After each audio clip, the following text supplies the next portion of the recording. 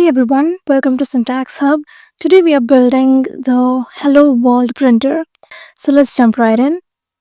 First, I'm going to create a file.py file and we will start with a simple line of code that tells the computer to print text on the screen. I'll write the command print hello world.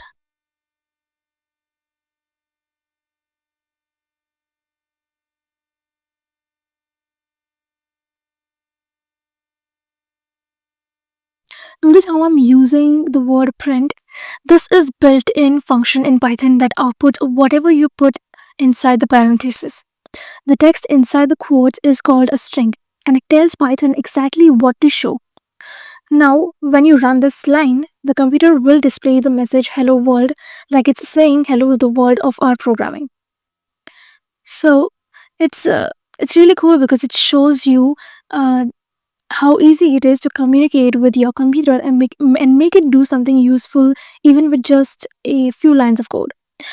So, let's see the output. I'm just going to directly press the run button.